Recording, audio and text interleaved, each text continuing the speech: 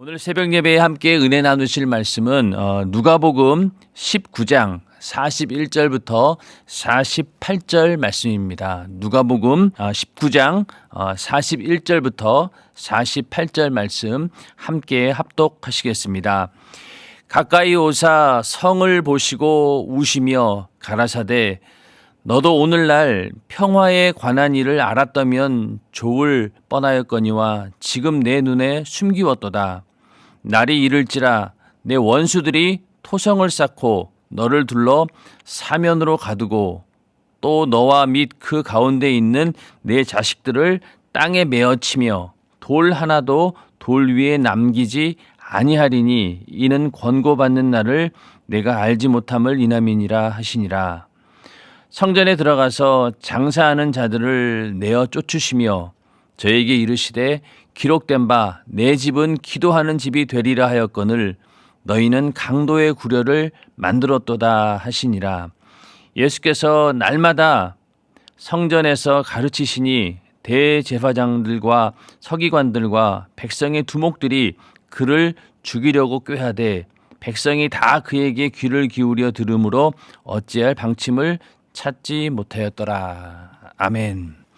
오늘은 누가복음 19장 41절부터 48절의 말씀을 중심으로 예루살렘을 위한 주님의 눈물이라는 제목으로 함께 은혜를 나누고자 합니다.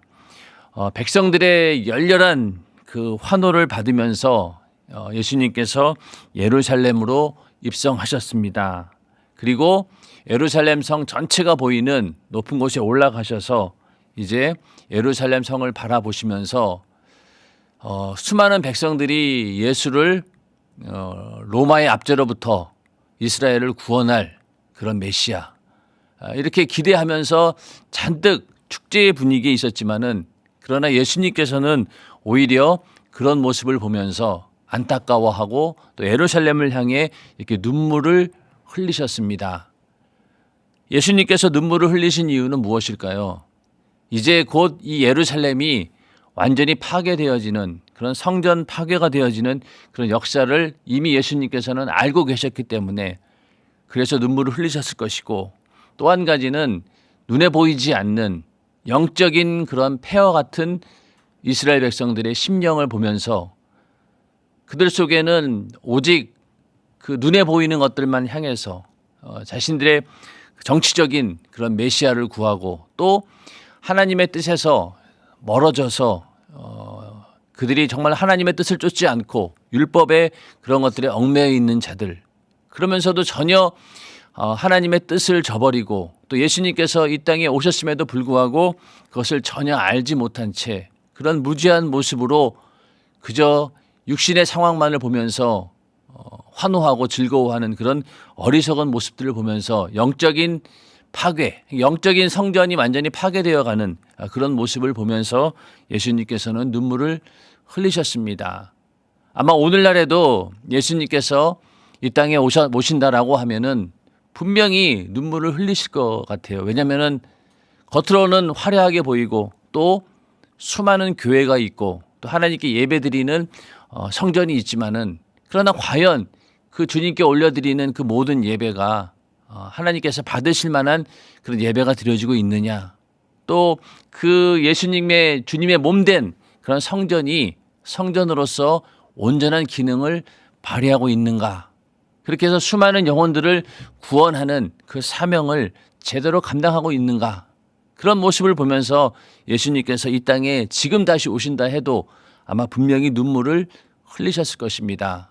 우리가 성탄을 맞이하면서 주님께서 과연 나를 보고 또 이 땅에 있는 교회를 보고 또 이 땅에 있는 수많은 그리스도인들을 보고 또 이 땅에 아직까지 예수를 몰라 죽어가는 수많은 영혼들을 보면서 흘리실 그 눈물을 우리가 생각하면서 성탄이 내 안에 이루어질 수 있도록 간절히 사모하는 마음으로 성탄절을 맞이해야 될 것입니다. 이렇게 예수님께서는 축제 분위기와 같은 그런 속에서 이 예루살렘 성을 보면서 눈물을 흘리셨습니다.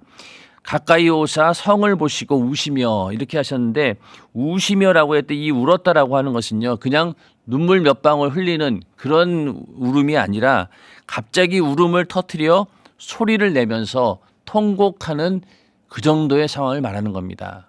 그냥 멀리서 보이지 않는 눈물 살짝 흘리는 것이 아니라 모든 사람들이 알 수 있도록 울음을 터뜨리고 소리를 내서 통곡하는 행동이 바로 여기서 말하는 우시며라는 말입니다. 예수님께서는 성경에 보면은 3번 눈물을 흘리셨다라고 했는데, 그건 언제 눈물을 흘리셨냐면 베다니에서 나사로가 죽었을 때 그의 무덤 앞에서 예수님은 눈물을 흘리셨습니다.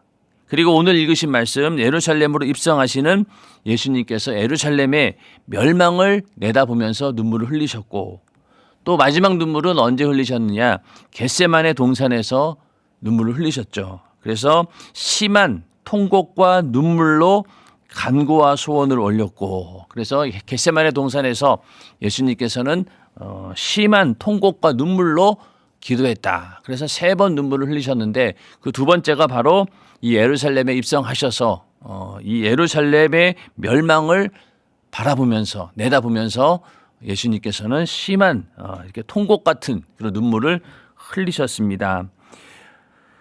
42절에요. 가라사대 너도 오늘날 평화에 관한 일을 알았다면 좋을 뻔하였거니와 지금 내 눈에 숨기웠도다. 자, 예수님께서 눈물을 흘리신 이유는, 일단은 이 예루살렘 성이 원래는 그 평화의 성이죠. 예루살렘 그러면은 하나님이 임재하시는, 그러니까 하나님의 그 선택을 받은 그런 이스라엘 백성들의 가장 중심이 되는 그것이 바로 예루살렘인데, 그 예루살렘에는 늘 하나님이 함께 하신다라고 하는 그런 의미가 담겨져 있는 곳입니다. 그런데 그런 예루살렘에 평화의 왕이신 예수님께서 오셨잖아요. 예루살렘 입성하셨어요. 그리고 그 전에 공생애를 시작하면서도 예루살렘에 오셨습니다. 이미 예수님께서, 평화의 왕이신 예수님께서 그들 곁에 그들과 함께 있었음에도 불구하고 그들은 주님을 알아보지 못했죠. 오히려 거짓 평화에 속아서, 이 거짓 평화라는 것이 어떤 것이겠습니까? 로마로부터 주어지는 평화.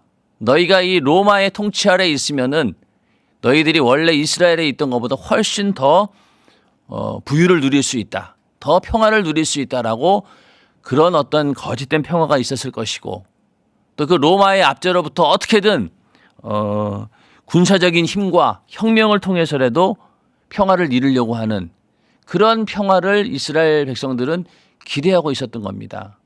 그러니까 로마가 주는 그런 편안함, 거기에 합류해서 그 평화에 익숙해진 사람도 있을 것이고, 또 어떤 사람들은 그 로마에 어떻게든 우리나라 이 이스라엘을 찾아야 된다, 회복해야 된다, 독립해야 된다라고 하는 그런 마음을 가지고 끝까지 다시 이스라엘이 로마로부터 독립하는 그 평화를 기대하고 있는, 그러니까 전혀 하나님께서 원하시는 그런 방향과는 다른 평화를 구하고 있었다는 겁니다.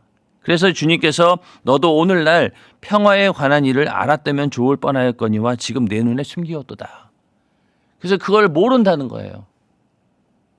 그 옆에 있는 제자들도 예수님께서 이 땅에 왜 오셨는지 그 목적을 모르고 있었기 때문에 이게 다 왜 그러냐, 눈에 숨겨졌다는 겁니다. 그래서 예수님께서 예루살렘을 바라보면서 눈물을 흘리셨던 것이죠. 이 평화라고 하는 것이, 진정한 평화는 무엇입니까? 죄로 인해서 하나님과 완전히 단절되어서 영원히 지옥이라고 하는 형벌을 피할 수 없게 된 그런 인간의 인류의 멸망, 그것을 해결해 주기 위해서 하나님과 멀어진, 하나님과 단절되어 버린, 죄로 인해 단절되어 버린 그 관계를 다시 회복시키는, 그런 화목하기 위해서 예수님께서는 이 땅에 오셨습니다. 예수님께서 우리에게 진정으로 주기 위하는 평화는 바로 하나님과 우리 인간 사이를 이어주는, 그의 죽음으로 이어주는 그 평화를 위해서 오신 것인데, 이 당시 이스라엘 사람들은 그것을 전혀 몰랐다는 얘기죠. 그래서 평화의 사자인 그 예수님을 오히려 다른 선지자들에게 행했던 것처럼 능욕하고 죽일 것이다 라는 이런 말씀들을 이미 예수님께서는 누가복음 13장에서 말씀을 하셨어요. 그때 회개치 않으면 망하리라라고 하는 그런 말씀을 하시면서 누가복음 13장 33절에서 34절에 보면은 그러나 오늘과 내일과 모레는 내가 갈 길을 가야 하리니 선지자가 예루살렘 밖에서 죽는 법이 없느니라. 예루살렘아 예루살렘아 선지자들을 죽이고 내게 파송된 자들을 돌로 치는 자여 암탉이 제 새끼를 날개 아래 모음같이 내가 너희의 자녀를 모으려 한 일이 몇 번이냐. 그러나 너희가 원치 아니하였도다. 지금까지 이 이스라엘 백성들은 선지자들을 죽여왔고 또 하나님께서 파송된 자들을 돌로 치면서 핍박하며 죽였던 그런 모습들을 예수님은 알고 있고 예수님 역시 똑같이 선지자들이 죽었던 것처럼 또 파송된 자들이 죽었던 것처럼 그렇게 죽임을 당할 것이다. 능욕당하고 죽임을 당할 것이라는 사실을 아셨고 그 말씀을 지금 하고 계신 겁니다. 그러니까 오늘날 평화에 관한 일을 너희가 알았으면 이러지 않았을 텐데 그걸 모르니 진정한 평화가 무엇이고 예수님께서 이 땅에 우리에게 주려고 하는 그런 평화가 무엇인지를 전혀 모르기 때문에 이렇게 예수를 핍박하고 죽인다라는 사실을 예수님께서는 직접 말씀하신 겁니다. 그러면서 예루살렘이 어떻게 파괴되어 가는지 이제 말씀하고 계신데 43절에 날이 이를지라 내 원수들이 토성을 쌓고 너를 둘러 사면으로 가두고 여기서 날이라고 하는 것은 예루살렘이 멸망하는 날을 말합니다. 실제로 예수님께서 이 말씀을 하시고 40년 후에 그대로 이 말씀이 이루어집니다. 유대인들이 로마에 반란을 일으키죠. 독립을 위해서. 로마 제국의 반기를 들고 거기에 대해서 로마는 그것을 응징하기 위해서 어느 날 이제 그 예루살렘을 완전히 포위합니다. 주변에다가 토성을 쌓고 예루살렘을 완전히 포위해서 가두어 버리는 거예요. 근데 그때 유월절을 지키기 위해서 각지에서 모여들었던 그 유대인들이 한 100만 명 가량이 되었다고 합니다. 예루살렘에 이제 유월절을 지키기 위해서 모여 있었던 거죠. 그런데 갑자기 로마 군인들이 토성을 쌓고 거기를 완전히 에워싸 버리니 어떻게 됐겠어요? 그 성 안에는 기근과 질병으로 수많은 사람들이 죽어갔습니다. 그러나 결국은 그 로마에 의해서 이 예루살렘 성은 처절하게 무너지고 맙니다. 그렇게 둘러사면으로 가두어 또 너와 및 그 가운데 있는 네 자식들을 땅에 베어치며 돌 하나도 돌 위에 남기지 아니하리니. 이 땅에 베어친다라고 하는 것은 납작하게 때린다. 또 바닥에 무너뜨린다라는 것인데 무서운 살육이 행해진다는 거예요. 살아남을 자가 없다는 겁니다. 그만큼 거기에 만약에 그 성을 완전히 에워싸고 있으면은요 거기에서는 그냥 죽는 거예요. 기근으로 인해서. 그래서 그 이스라엘 역사를 보면은 과거에도 전쟁으로 인해서 성이 둘러싸여 있을 때 어떤 일이 일어났습니까? 자식이 자녀를 막 잡아먹는 그런 일까지 벌어졌을 정도로 처참한 상황이 되는 거죠. 그런 일들이 바로 예루살렘에서 벌어졌고 결국 그 로마에 의해서 예루살렘은 완전히 무너지게 됩니다. 그 모습이 바로 44절에 나오는 거죠. 돌 하나도 돌 위에 남기지 아니하고. 그래서 예루살렘 성과 또 그 성전이 완전히 황폐해된 모습을 보여주고 있는 것이죠. 그래서 이는 권고받는 날을 내가 알지 못함을 이남이니라 하시니라. 자, 이렇게 예루살렘이 완전히 무너질 수밖에 없는 황폐될 수밖에 없는 이유는 바로 권고받는 날을 내가 알지 못한다. 이 권고받는 날이라고 하는 것은요. 하나님이 너를 방문하시는 때, 하나님이 너를 돌아보시는 때 이런 의미입니다. 그러니까 권고받는 날이라고 하는 것은 하나님께서 이미 너희에게 알려주었다는 거예요. 충분히 너희를 돌아보고 너희가 다시 돌이킬 수 있는 기회를 주었다는 겁니다. 그렇게 해서 예수님께서 이 땅에 직접 오셔서 회개하라 천국이 가까웠느니라 그러면서 분명히 말씀하셨음에도 불구하고 그렇게 권고했음에도 불구하고 그들은 몰랐다는 거예요. 그래서 하나님께서 너희를 돌아보고 너희가 돌이킬 수 있는 기회가 충분히 있었음에도 불구하고 너희는 그것을 돌아보지 않았다는 겁니다. 그래서 내 백성이 하나님을 아는 지식이 없어서 망한다라고 말하지 않았습니까? 그러니까 하나님께서는 언제든지 하나님은 공의의 하나님이시기 때문에 그 말씀대로 행하지 않으면은, 하나님의 뜻을 쫓지 않으면은 항상 거기에는 심판이 따르게 되는 거죠. 하나님의 말씀을 쫓지 않았다라고 하는 것은 죄가 되는 것이고, 그 죄로 인해서는 반드시 형벌이 있는 겁니다. 그러나 하나님께서 그렇게 공의의 말씀 가지고 심판하시기 전에 하나님께서는 항상 어떻게 하십니까? 기회를 주시잖아요. 회개하고 돌이킬 수 있는 기회를 하나님께서는 주십니다. 이스라엘 백성들에게도 그들이 하나님을 떠나고 우상 숭배하고 그럴 때마다 끊임없이 선지자들을 보내고 어떻게든 하나님의 그 심정을 전해서 그들을 돌이키게 합니다. 기회를 주신다는 거예요. 그게 다 뭐냐? 권고받는 날이 되는 거죠. 그러나 그런 것들을 전부 다 무시하게 되면 어떻게 됩니까? 결국 하나님께서는 아예 이제는 선지자까지도 보내지 않는, 그래서 말라기 이후 침례 요한까지 그 영적인 암흑기라고 하는 것은요, 하나님의 음성이 완전히 끊어진 시기를 말하는 겁니다. 예수님께서 이 땅에 오셨을 때는요, 이스라엘은 영적으로 정말로 가장 암흑기였습니다. 선지자들이 없었으니까요. 그럼에도 불구하고 자기들은 그런 영적인 암흑 상태에 있는 것을 몰랐다는 겁니다. 결국은 예수님께서 이 땅에 오셔서 그렇게 직접 대놓고 얘기했음에도 불구하고 그들은 알지 못했다는 것이죠. 그래서 이는 권고받는 날을 내가 알지 못함을 이남이니라. 그런 무지함 때문에, 그런 어리석음 때문에 결국은 예루살렘이 완전히 망하게 된다. 이런 사실이 이제 오늘 예수님 말씀하신 거죠.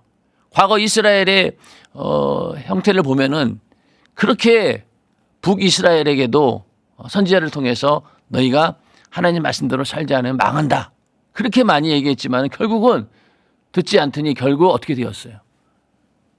아수르에 의해서 북이 저희 망하게 되고, 또 남유다는 어떻습니까? 남유다도 결국은 바벨론에 의해서 망하게 됩니다. 그러나 그 전에 하나님께서 얼마나 많은 선지자들을 통해서 예언을 했습니까? 너희는 정신 차려라, 회개하고 돌이켜라, 그렇게 기회를 줬음에도 불구하고 그들은 돌이키지 않았기 때문에 그런 멸망이 오게 된 겁니다. 오늘날 우리도 마찬가지입니다. 예수 믿지 않는 자들에게 하나님께서는 끊임없이 말씀을 주시고 복음을 전하시고, 그 복음을 들었다라고 하는 것은요, 하나의 경고와 똑같은 거예요. 예수 안 믿으면은 지옥 간다. 그러나 그것을 듣지 않고 믿지 않았어요. 받아들이지 않았습니다. 그럼 결국 그 결과가 어떻게 되겠어요? 지옥의 영원한 형벌을 받게 되는 겁니다.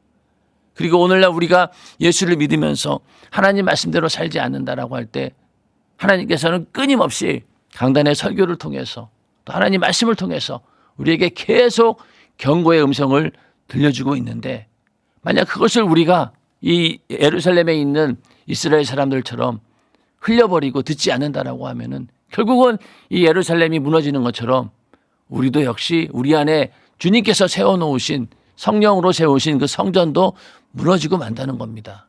우리는 그렇게 되지 않도록 늘 성령 충만함으로 주님께서 십자가에 달려 피 흘려 죽으시고 우리 안에 이루신 이 성령의 전을 훼손시키지 않고 거룩하게 잘 관리해서 정말로 주님이 다시 오실 때, 또 우리가 육신을 마감하고 주님 만날 때 그때 거룩한 모습으로 주님과의 만남이 이루어지는 그런 성도의 삶을 우리는 살아야 될 것입니다. 그런 삶이 우리에게 있기를 주님의 이름으로 축원합니다.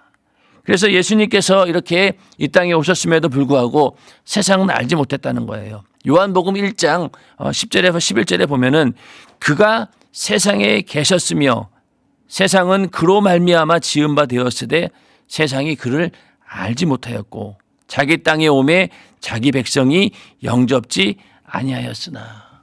그러니까 세상에 예수님께서 오셨어요. 하나님의 아들이 육신을 입고 이 땅에 오셨음에도 불구하고 세상은 그를 알지 못했다는 겁니다.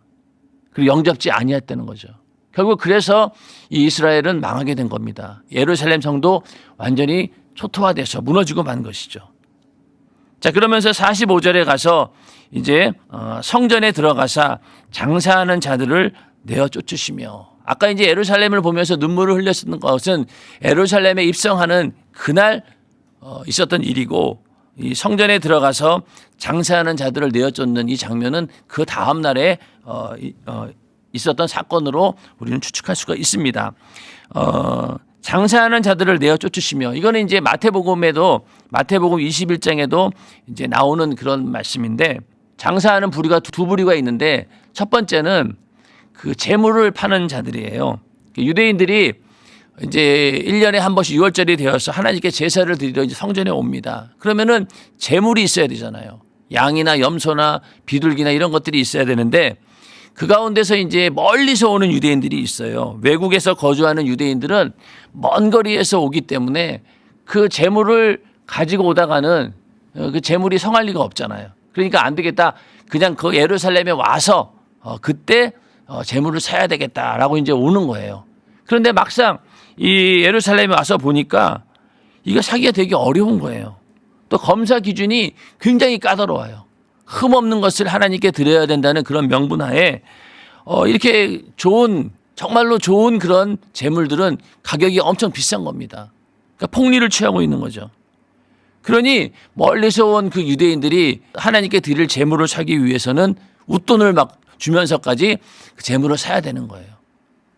근데 이게 어떻게 되느냐? 그렇게 장사하는 사람들이 있었는데, 그 장사가 그 재물을 파는 사람도 그것으로 인해서 부당한 이익을 얻지만은 그 돈을 또 누구에게 주느냐? 그 제사장들이나 그 당시 종교 지도자들에게 그 리베이트 형식으로 흘러가는 거예요. 그걸 주님은 아셨던 거예요. 그리고 또 한 가지 장사하는 자들이 어떤 자들이냐? 돈을 바꾸는 자들입니다. 돈을 바꾸는 게 왜 바꿔야 되느냐? 성전에 들어갈 때 반세겔을 내야 되는데 그거 갖고 장난을 친 거예요. 자, 반세겔만 된다는 거예요. 그러면은 한 세겔 주면은 반세겔 동전 2개 주면 되잖아요. 그런데 그게 아니라 반세겔 동전을 얻기 위해서 한 세겔 이상을 줘야 되는 거죠. 그러니까 지금 우리나라 치면 만약에 5만 원짜리가 돈이 귀하다 치면은 1만 원짜리 5개 주고 5만 원권을 못 사는 거예요. 또 10만 원 주면 5만 원을 거슬러 주는 게 아니라 5만 원권이 있어야 된다는 거지. 그러면 5만 원권이 없으면 어떻게 해야 되느냐. 10만 원을 주고 5만 원으로 사서 5만 원짜리 지폐를 내야 된다는 그런 얘기입니다. 그렇게 해서 이 성전에 들어오는 돈을 바꾸면서 거기에서 또 착복을 하는 거죠. 그리고 그들이 했던 얘기가 또 뭐냐면은 그 로마 황제가 새겨진 로마의 화폐로 드리면 안 된다. 왜? 거기는 우상이 그려져 있기 때문에 우상이 그려진 그 돈을 하나님께 어떻게 낼 수 있겠느냐. 그러니까 유대인의 화폐로 내야 된다. 그렇게 해가면서 그렇게 명분을 만들어서 어떻게든 거기에서 또 차익을 얻은 거예요. 그걸 가지고 결국은 자기들도 그렇게 부당한 이익을 취하고 또 그 돈이 역시 그 당시 성전을 관리하고 있던 지배계층들에게 그 돈이 또 흘러나가고 있는 거죠. 그걸 예수님께서는 보셨다는 거예요. 그래서 그들을 내어 쫓았는데 마태복음에는 어떻게 나옵니까? 상을 둘러 엎으시고 또 노끈으로 채찍을 만들어서 그들을 막 쫓아냈다라고 하고 있죠. 근데 누가복음에서는 그냥 내어 쫓으시며 이렇게 나오고 있습니다. 그러면서 이 재물을 파는 그런 자들, 또 동전을 바꾸면서 거기에서 또 부당한 이익을 또 취하는 자들, 재물 가운데서도 이제 비둘기 같은 경우는 하나님께서 비둘기를 드리라고 하는 이유는 그 양이나 염소나 소를 살 수 없는 그런 재물을 살 수 없는 자들이 비둘기를 그 형편에 따라서 사라고 재물로 드리라고 했는데, 그 비둘기도 그렇게 하나님께서는 가난한 자를 위해서 배려해 놓으신 건데 불구하고 그 비둘기 가격이 굉장히 비싼 거예요. 그 가난한 자들이 감히 살 수 없을 정도로 그렇게 어떻게든 이스라엘 백성들의 하나님께 올려드리는 제사를 악용해서 자기들의 유익을 취하는, 그렇게 악용해서 이권의 혈안이 된 그런 모습들을 보시면서 예수님은 분개하셨던 거죠. 그러면서 46절에 저희에게 이르시되 기록된 바 내 집은 기도하는 집이 되리라 하였거늘 너희는 강도의 구려를 만들었도다 하시니라. 강도의 구려이 되었다라고 하는 것은요, 강도의 소굴이 되었다는 거죠. 여기서 계속해서 강도 짓을 했다는 겁니다. 하나의 그 시스템이 형성이 된 거예요. 부당한 이익을 챙겨가는 그런 시스템이 이미 이루어져 가지고 계속해서 그런 강도와 같은 짓들이 벌어지고 있었다는 겁니다. 그래서 내 집은 기도하는 집, 정말로 주님이 하나님이 거하시는 그런 귀한 성전이 강도의 구렬이 되었다. 거기서 부당한 이익을 취해가는 그런 곳이 되었다. 그것을 강도의 구렬을 너희가 만들었다. 이렇게 책망하고 있는 겁니다. 그러니 거기에서 계속해서 부정이 발생하는 거죠. 그러니 지금도 그랬고 아마 앞으로도 가만히 두면은 계속해서 그런 짓을 하게 된다는 겁니다. 이 강도의 구렬이란 이야기는 에레미야서 7장 11절에 나오는데 그 7장 8절부터 보면은요. 에레미야서 7장 8절부터 보면은 너희가 무익한 거짓말을 의뢰하는도다. 너희가 도적질하며 살인하며 간음하며 거짓 맹세하며 바알에게 분향하며 너희 알지 못하는 다른 신들을 쫓으면서 내 이름으로 일컬음을 받는 이 집에 들어와서, 이 집은 성전을 말하는 거겠죠. 내 앞에 서서 말하기를 우리가 구원을 얻었나이다 하느냐. 이는 이 모든 가증한 일을 행하려 함이로다. 그러니까 이 당시 이스라엘 백성들도 성전에 들어와서 나는 구원 받았습니다라고 앉아 있지만은 그러나 그게 가증한 일이라는 거예요. 그 목적이 다른 데 있다는 겁니다. 11절에 내 이름으로 일컬음을 받는 이 집이 너희 눈에는 도적의 구렬로 보이느냐. 보라, 나 곧 내가 그것을 보았노라. 여호와의 말이니라. 그러니까 이미 이 당시에도 이 이스라엘 백성들이 그때는 솔로몬 성전이겠죠. 솔로몬 성전에 들어올 때도 이미 타락되어 가지고 거기에서 도적질, 살인, 간음, 거짓 맹세, 또 우상 숭배까지 그들이 성전에 와서 제사는 드리고 있었지만은 그 마음은 다른 데 가 있었던 거예요. 바알에게 가 있었다는 거죠. 세상에 가 있었다는 겁니다. 그리고 하나님을 잘 섬기는 것처럼 그냥 앉아가지고 나는 구원받았네라고 있었지만은 그 속에 있는 가증스러움을 하나님께서 보셨다는 거예요. 그래서 너희 눈에는 이 집이 도적의 구렬로 보이느냐는 거죠. 결국 어떻게 되었습니까? 이 강도의 소굴로 전락했던 솔로몬 성전은 결국 바벨론에 의해서 파괴되고 말았습니다. 그 최후가 그렇게 된 거예요. 그러면은 지금 헤롯이 지은 성전, 예수님께서 지금 들어가시기 성전에 들어가기 전에 그 앞에 장사하는 그들을 보면서 너희가 내 집을 기도하는 집인데 강도의 구렬로 만들었도다라고 하는 그 성전은 바로 헤롯 성전이죠. 결국 이 헤롯 성전도 강도의 구렬이 되었고 결국 나중에 가서 로마에 의해서 완전히 파괴가 되어집니다. 똑같은 양상을 이스라엘 백성들은 그대로 답습하고 있는 거예요. 솔로몬 성전이 그렇게 그들의 죄악으로 인해서 그 성전을 강도의 구렬로 만들었기 때문에 그 결과 그 성전이 무너졌던 것처럼 지금 이 헤롯 성전, 그 성전 안에서도 하나님께 제사를 드린다라고 하지만은 결국은 그 안에 그것을 강도의 구렬로 만들었기 때문에 또 역시 로마에 의해서 그 헤롯 성전도 완전히 파괴되고 무너지고 만다는 겁니다. 예수님께서는 이미 너희가 이 성전을 헐어버려 내가 사흘 동안에 일으키리라.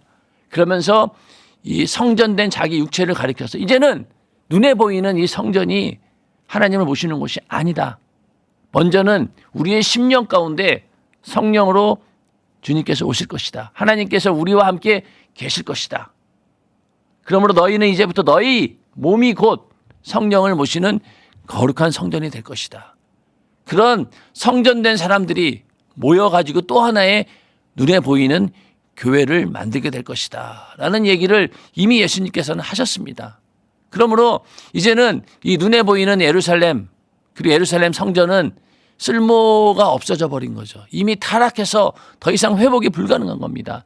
다 무너진다는 거예요. 다 무너뜨리고 새롭게 우리 심령 가운데 예수로 성령으로 새롭게 전이 세워진다는 이야기까지 우리는 생각해 볼 수 있는 겁니다. 우리 안에 예수를 믿고 예수님이 거하시는 그런 성령의 전이 되었다라고 하는 것. 그렇다고 하면 우리는 그 성령의 전이 이렇게 바벨론에 의해서 솔로몬 성전이 무너졌던 것처럼 또 이 로마에 의해서 예루살렘 성전이 무너졌던 것처럼 만약에 우리도 제대로 관리하지 않는다라고 하면 결국은 내 안에 있는 성령으로 이루어진 이 전도 파괴되고 말 것입니다.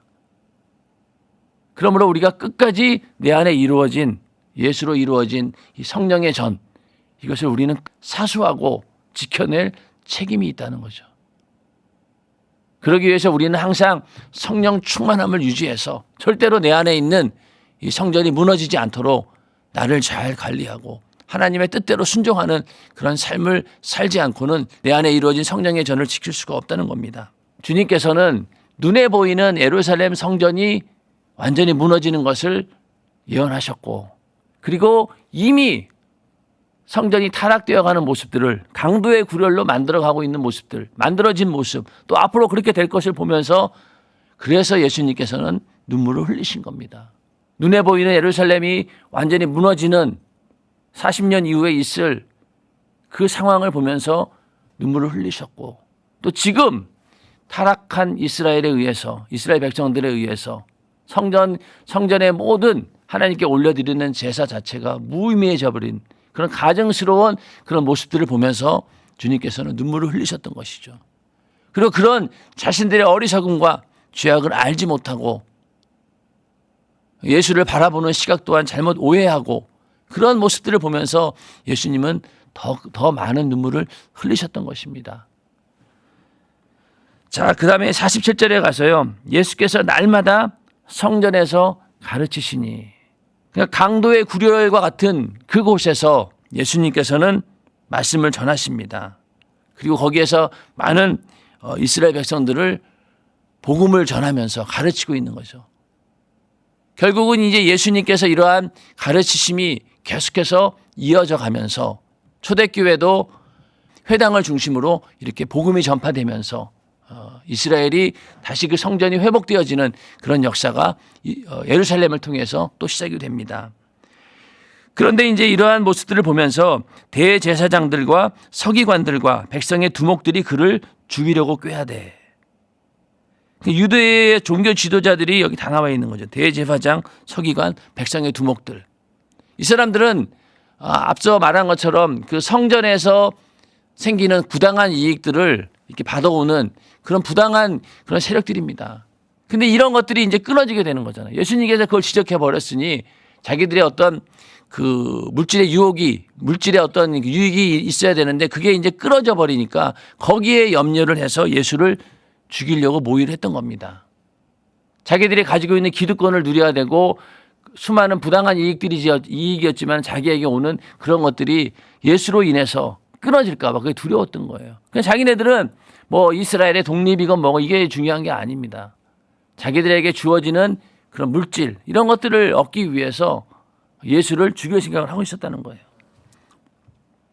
48절에 백성이 다 그에게 귀를 기울여 들음으로 어찌할 방침을 찾지 못하였더라. 그러나 아무리 흠을 잡으려 해도 잡을 수가 없었다는 거예요. 그러나 결국은 그들의 뜻대로 예수를 죽일 누명을 씌워서라도 예수를 죽이는 그런 역사가 이제 곧 나타나게 됩니다. 그래서 이제 예수님께서 예루살렘에 들어오셔가지고 이제 얼마 안 있으면은 이러한 고난과 핍박을 당하시고 결국은 십자가에 달려 죽게 되는 그런 모습들이 이제 뒤에 또 나오게 되겠죠. 예수님께서 우리에게 주시고자 하는 진정한 평화가 무엇입니까? 아까 말씀드린 것처럼 하나님과 끊어진 그 관계를 회복하기 위해서 죄로 인해서 단절되어 버린 그 관계를 회복시키기 위해서 화목제물로 예수님께서 오신 겁니다. 그래서 평화라고 하는 것은 바로 하나님과 우리 인간의 그 사이를 화목케 하는 그것이 진정한 평화가 되는 것이죠. 그 평화를 주기 위해서 예수님께서는 이 땅에 오신 겁니다. 그런데 만약에 우리가 그 평화에 관한 일을 모른다라고 하면은 예수 몰라서 우리도 결국은 영원한 지옥에서 여기는 예루살렘의 성의 그냥 멸망, 육신의 죽음으로 끝나는 거지만은 그러나 예수를 몰라 죽게 되면 결국 내 영혼이 지옥에서 영원한 고통을 받아야 된다. 그래서 우리는 그러한 멸망이 임하기 전에 우리는 예수를 믿어야 되는 겁니다. 아직까지 예수를 믿지 않는 분이 있다라고 하면은 복음을 듣고 예수를 믿고 하나님께서 우리에게 진정으로 주고자 하는, 주님이 주시고자 하는 그 평화를 내 것으로 얻는 복된 자가 되기를 주님의 이름으로 축원합니다. 이렇게 하나님께서 우리에게 기회를 주실 때, 권고하실 때, 우리에게 기회를 주고 회개하라고 할 때, 그때 우리는 그걸 받아들이고 인정하고 그 기회를 잡으셔야 된다는 겁니다. 이제 성탄절이 이번 주입니다. 그러면은 이 성탄을 맞이하면서 오늘날도 수많은 사람들이 예수님의 성탄에 대해서 모르고 괜히 분위기가 연말 분위기에 휩싸여 가지고 들뜬 그런 시간을 보내고 있습니까? 그 모습을 보면서 예수님이 어떻게 했어요? 눈물을 흘리셨다고 했죠. 아무리 예수 믿지 않고 죄악에 물들어 있는 그런 자라 할지라도 주님은 그들을 위해서도 피 흘려 죽으셨습니다. 돌아오기만 하면 그들도 하나님의 자녀가 되는 거예요. 그렇기 때문에 주님께서는 이 성탄절을 맞이하면서 이 광란의 분위기에 있는 그런 아무것도 모르는 그런 믿지 않는 자들을 향해서도 예수님께서는 눈물을 흘리고 계시고, 또 예수를 믿는다라고 하면서도 성탄의 의미를 모르고 방종하는 그런 모습을 보면서 더 안타까운 눈물을 흘리시겠죠. 우리는 주님의 그런 근심된 눈물의 주인공이 아니라 정말로 하나님께 최고의 감사와 찬양과 영광을 올려드려서 주님이 정말로 감격의 눈물을 흘릴 수 있는, 그렇게 만들 수 있는 우리가 되기를 주님의 이름으로 축원합니다. 성탄절을 맞이하면서 그런 하나님의 은혜가 우리 안에 있기를 다시 한번 예수님의 이름으로 축원합니다. 기도하겠습니다.